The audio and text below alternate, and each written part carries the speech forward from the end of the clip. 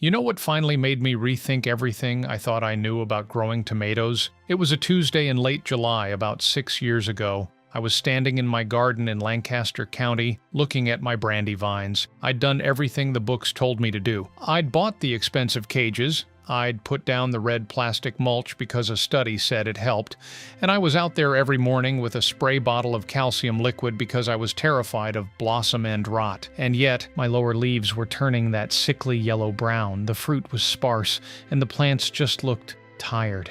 I looked over the cedar fence at my Amish neighbor, Enos. His plants were easily 7 feet tall, bursting with deep green life, and hanging so heavy with fruit he'd had to add extra hand-split stakes. There wasn't a yellow leaf in sight, and I knew for a fact he hadn't bought a single bottle of tomato booster in his life. That was the moment I realized that despite 20 years of gardening, I was working against the dirt instead of with it. Today, I'm going to walk you through exactly how the families here in the Pennsylvania Dutch country manage their tomatoes, from the way they feed the soil to the specific way they prune, and how you can start using these methods in your own backyard. And stick around to the end, because I'm going to share a specific aspirin trick. An old order friend taught me that actually triggers a plant's immune system to fight off disease before it even starts. Now, I'll be the first to admit that for a long time my conventional approach worked fine. I got tomatoes. We had enough for sandwiches and a few jars of sauce. But I was exhausted, and my soil felt like it was on life support, depending on me to pump in nutrients every 2 weeks. When I started talking to Enos and some of the Mennonite farmers down the road, I realized they don't look at a tomato plant as a factory where you input fertilizer and output fruit. They see it as part of a closed-loop system. There's a beautiful concept in the Amish community called stewardship. The idea that we don't own the land, we're just looking after it for the next generation. That philosophy changes how you treat a tomato. It's not about fixing a problem like blight. It's about building a plant so resilient that the blight doesn't want to stay. The science actually backs this up too. Universities like Penn State have done studies on soil microbial life that show when you use the heavy salts found in many commercial fertilizers, you're actually killing the fungi that help tomato roots soak up water. The Amish have known this for centuries just by watching the dirt. The first thing Amish gardeners understand is that a tomato's life is won or lost in the first 6 inches of soil. Most of us just dig a hole, maybe throw in a handful of bone meal, and call it a day. But if you watch a Mennonite family prepping a row, you'll see they do what I call trenching the nutrients. Instead of a round hole, they often dig a shallow trench. I watched a neighbor do this with his heirloom seedlings, and it blew my mind. He laid the plant down sideways in the trench, burying about 2/3 of the stem. Now, if you're in a colder climate like USDA zones 3 to 5, this is a lifesaver because that top layer of soil warms up much faster than the deep ground. By burying the stem horizontally, the plant sends out roots along the entire buried length. You end up with a root system 4 times larger than a plant dropped straight down in a hole. I started doing this 5 years ago, and the drought resistance alone is worth the extra effort. A plant with a massive root system doesn't wilt the moment the July sun hits 90 degrees. This next step is where things really start to look different from a conventional garden. We're taught to fertilize the plant. The Amish fertilize the soil microbes. They use a living mulch or a very specific compost tea. I once asked a Mennonite friend why he was pouring what looked like muddy water around his plants in June. He explained it was a mixture of well-aged horse manure and comfrey leaves that had been steeping in a rain barrel for 2 weeks. It smells something awful, I'll be straight with you about that. But that liquid is teeming with the biology the plants crave. If you're in zone 6 or 7, where the humidity starts to kick in midsummer, having that biological shield in the soil helps prevent the soil-borne pathogens from splashing up onto the leaves. They don't use wood chips from a big box store, and they use spoiled hay or straw from their own fields. It keeps the roots cool, and as it breaks down, it feeds the earthworms that do the tilling for them. Now here's where the Amish approach really comes together, and it's the part that surprised me the most: the sun gap pruning method. In a typical backyard garden, we either don't prune at all and let the plant become a jungle, or we sucker it so aggressively that the fruit gets sun-scalded. The technique I learned in the settlement involves keeping exactly 2 main leaders and clearing out every bit of foliage from the bottom 12 inches of the plant once it reaches about 3 feet tall. This creates a literal gap for the wind to whistle through. Why does that matter?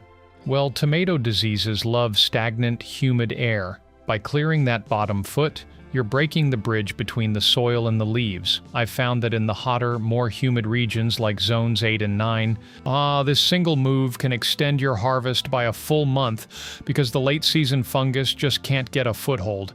It looks a little bare at the bottom, and I'll be honest, it felt wrong the first time I did it, like I was hurting the plant, but the health of the upper canopy was the best I'd ever seen. I want to be upfront here because I think honesty matters more than hype. I'm not going to sit here and tell you that if you do this, you'll never see a spotted leaf again. Mother Nature always has a vote. But what I will tell you is that your first-year expectation should be a plant that stays green longer and fruit that tastes deeper. By the second or third year, as your soil adjusts to this system, you'll see the real magic. If you're finding value in learning how these traditional communities grow food with methods that have worked for generations, take a second to subscribe. I've been exploring these traditional methods for nearly 3 decades, and there's a lot more to share. Now let's keep going into the part of the system that ties the whole garden together.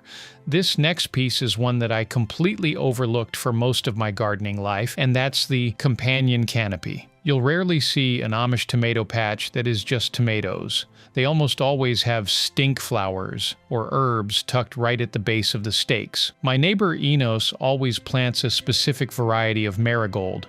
Not the pretty, fluffy ones you see at the nursery, but the pungent wild-looking ones and basil. He told me once, "Paul, the bugs find the tomatoes by the smell. We just have to make the garden smell like something else." The science bears this out too. The volatile oils in basil can actually mask the scent of the tomato plant from thrips and aphids. It's not a standalone trick, it's part of that system I mentioned.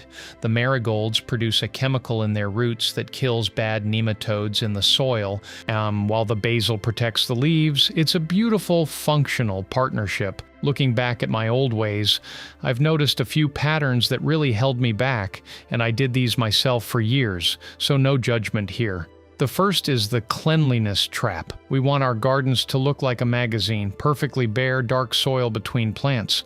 But the Amish see bare soil as a wound. In nature, soil is always covered. When we leave it bare, we're inviting the sun to bake the life out of it and the rain to wash the nutrients away. Another pattern is emergency fertilizing. We see a yellow leaf and we run for the blue crystals. That's treating a symptom, not the cause. The Amish approach is to feed the soil in the fall and the spring so that the pantry is already full when the plant needs it. And finally, the single-task habit. We think pruning is just for size or mulching is just for weeds. In the Amish system, every action does 3 things. Pruning provides airflow, prevents disease, and focuses energy on fruit. It's all connected, and once you see those connections, gardening gets a lot less stressful. Now here's something I picked up from an Amish family that I haven't seen mentioned in any gardening guide, and it's that aspirin trick I teased earlier. About 4 years ago, I saw a friend of mine, a deacon in the local church, dissolving what looked like white pills in his watering can. He laughed when he saw my face and explained that a common uncoated aspirin, the cheap kind, contains salicylic acid. This is the same hormone that plants produce naturally when they're under attack. By giving the plants a very weak aspirin solution, about 1 325 milligram tablet per gallon of water, maybe once every 3 weeks, you're essentially vaccinating the plant. It tricks the tomato into thinking it's being attacked, so it ramps up its own internal defenses, toughening the cell walls and producing more antioxidants. I started doing this mid-season, and I'm telling you, the plants felt different to the touch, sturdier, waxier. It's a tiny thing, almost too simple to matter, but it's those little observations passed down through generations that make the difference between a good garden and a legendary one. That's what I've learned from the Amish and Mennonite gardeners around me about the true art of the tomato. It's not about buying the right product. It's about understanding the rhythm of the plant and the needs of the soil. It's about being a good steward of your little patch of earth. If any of this changed how you think about your tomato patch this year, I'd love to hear about it in the comments. Are you going to try the trenching method or maybe the aspirin trick? Let me know. Hit subscribe if you want more of these deep dives into how traditional communities grow food with methods that have worked for generations. Thanks for spending time with me today. I'll see you in the next one.